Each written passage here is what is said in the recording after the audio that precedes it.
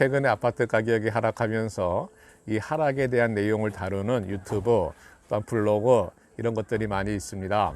그러나 이 하락보다도 우리가 부동산을 공부한다면 지난 5년 동안에 아파트 가격이 급상승했던 그 원인에 대해서도 정확히 인지할 필요가 있습니다. 그런 것을 알아야 우리가 부동산 시장에 대해서 좀 더 정확한 분석을 하고 내가 투자를 할 때도 남들보다 좀 더 지혜롭게 투자할 수가 있는 것입니다.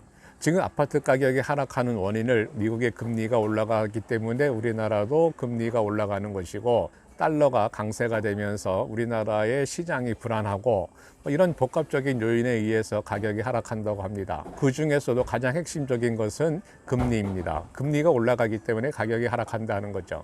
2017년도에 문재인 정부가 출범을 했습니다. 그래서 부동산 정책을 내놨습니다.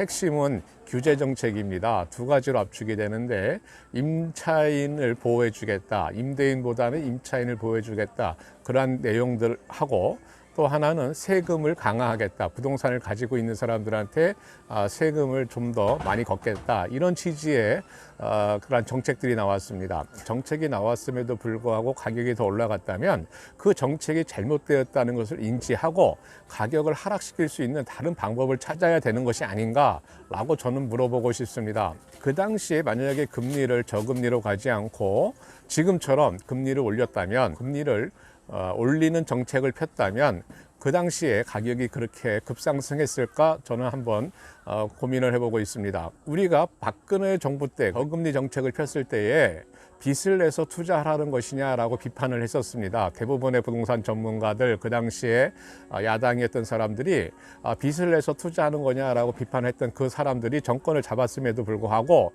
가격이 계속 상승했다면, 그죠? 금리를 올려야 되는 것이 맞았죠. 근데 그 사람들은 금리를 올린 것이 아니고 오히려 금리를 더 낮췄습니다. 금리를 더 낮추고 다른 정책, 그죠? 세금을 강화한다든지 임차인을 더 보호해주겠다라든지 임대인을 더 옥죄는 그러한 정책을 만들었습니다. 그렇게 만든 결과가 가격이 더 올라간 거죠. 가격이 더 급상승한 겁니다. 그러면은 그 당시에 금리를 낮출 것이 아니고 금리를 올렸다면, 지금처럼 금리를 올렸다면 가격이 급상승했겠는가라고 저는 그 당시에 정책을 만든 사람들한테 물어보고 싶은 겁니다. 또 하나 생각해야 될 것이 2019년도, 2020년도에 되면서 전세자금 대출이 많이 늘어났습니다. 전세자금 대출이 시장에 굉장히 많이 풀리면서 영끌적도 같이 늘어나기 시작한 겁니다. 그러니까 우리가 부동산 정책을 만드는 사람들이라면 과연 이것을 몰랐겠냐는 겁니다. 이렇게 저금리로 가고, 그죠? 전세자금 대출이 늘어나고 돈을 빌리기가 쉬운 그러한 환경이 만들어진다면 부동산 가격이 올라갈 것이라는 것을 정책을 만드는 사람들은 몰랐냐는 겁니다. 그 정책을 만드는 사람들은 그것을 모르고 그냥 세금 강화, 그죠?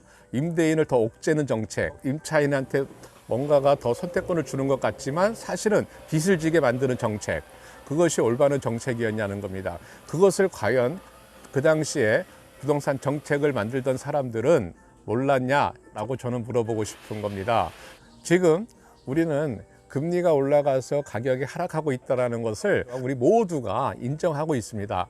그러니까 우리가 내년에도 금리가 더 올라간다면, 미국에서 금리가 더 올라간다면 우리나라도 금리를 올릴 수밖에 없고, 그러니까 부동산 시장은 더 안 좋아질 거고 가격 하락은 계속 이어질 거다, 이렇게 우린 다들 예상을 하고 있습니다. 누구나 상식선에서 이해할 수 있는 이런 논리를 2018년도, 19년도, 20년도에는 왜 몰랐냐는 겁니다. 정말 몰랐을까라고 저는 물어보고 싶은 겁니다. 정책을 만들던 사람들이 공부를 많이 하신 분들인데, 그리고 그쪽 분야의 전문가들이신데 과연 그런 것을 하나도 몰랐냐는 겁니다. 모르고 만들었냐는 거예요. 저는 모르고 만들었을 거라고 생각하지 않습니다.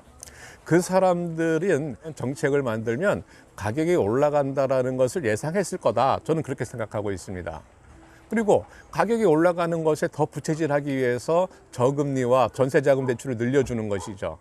그러면 자연히 가격은 더 폭등할 수밖에 없는 겁니다. 우리는 금융 규제, 뭐 DTR, 뭐 LTV니, 그죠? DSR이니, 뭐 이런 거 얘기합니다. 이런 거 얘기하지만은 이것이 과연 규제였는가 저는 물어보고 싶은 거예요. 서민들, 정말 돈 없는 사람들은 그러한 금융 규제에 의해서 돈을 빌리지 못하지만 대기업에 다닌다든지 안정적인 직장에 다니는 사람들, 공기업에 다니는 사람들, 직장에서 근로소득이 안정적으로 발생하는 그러한 사람들한테는 오히려 기회가 되었다는 거예요. 그러한 사람들은 오히려 캡 투자를 하기가 더 쉬운 조건이 2018년도, 2019년도, 2020년도, 2021년도에 걸쳐서 발생했다라는 겁니다. 그러니까 그런 것들을 과연 몰랐냐? 저는 물어보고 싶은 겁니다. 정말 몰랐냐? 저는 아니라고 생각합니다. 알고 있으면서 그렇게 정책을 만들었다. 그렇게 분위기를 만들었다. 저는 그렇게 생각하는 사람 중에 하나입니다. 누구나가 아는 거죠. 누구나가 부동산 공부를 조금만 한다고 그러면 다 아는 내용들입니다.